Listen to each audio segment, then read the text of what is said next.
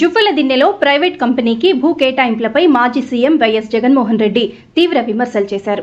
మత్స్యకారులను తరిమే ప్రయత్నం జరుగుతోందని ఆరోపించారు. సీఎం నారా చంద్రబాబు నాయుడుకు గట్టిగా వార్నింగ్ ఇస్తూ 3 ఏళ్లలో వైసీపీ ప్రభుత్వం తిరిగి వస్తుందని అన్నారు. అధికారంలోకి వచ్చిన వెంటనే ఆ ప్రైవేట్ కంపెనీని అక్కడ నుంచి తొలగిస్తామని తెలిపారు. దురదృష్టవశాత్తు అది జరగకపోవడంతో ఈరోజు మత్స్యకారుల జీవితాలన్నీ కూడా చిన్నాభిన్నం అయిపోతా ఉన్న పరిస్థితులు మన కళ్ళ ఎదుటే కనిపిస్తా ఉన్నాయి. ఇంకా అన్నిటికన్నా దారుణం ఏమిటో తెలుసా?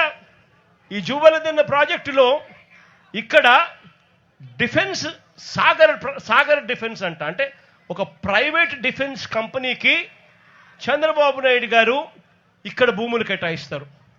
ఉన్న 79 ఎకరాలలో సగం ఈ ప్రైవేట్ డిఫెన్స్ ఫ్యాక్టరీకి చంద్రబాబు నాయుడు గారు కేటాయిస్తారు.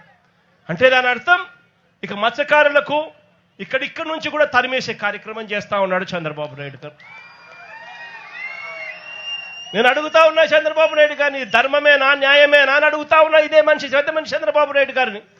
మత్స్యకారుల కోసం ఫిషింగ్ హార్బర్లు జగన్ నిర్మిస్తే నువ్వు చేస్తా ఉన్నది ఏందయ్యా? దీన్ని కూడా దోచుకునే కార్యక్రమం చేస్తా ఉన్నావు ప్రైవేట్ వాళ్ళకిచ్చి.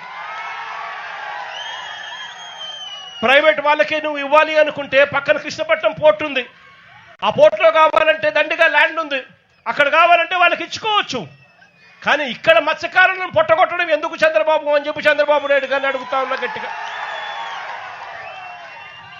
చంద్రబాబు నాయుడు గారిని గట్టిగా వార్నింగ్ కూడా ఇస్తా ఉన్నా. కళ్ళు మూసి తెరిచేసరికే మరో 3 ఏళ్ళు అయిపోతుంది. వచ్చేది వైఎస్ఆర్సీపీ ప్రభుత్వమే.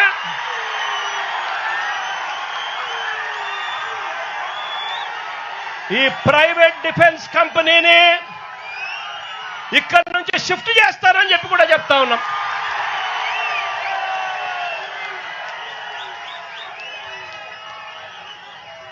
ఇక్కడ ఫిషింగ్ హార్బర్ ఇక్కడే కాదు, రాష్ట్రంలో కడతా ఉన్న 10 ఫిషింగ్ హార్బర్లు అన్ని కూడా మత్స్యకారుల సొత్తు అని చెప్పి కూడా ఈ సందర్భంగా కూడా చెప్తా ఉన్నా.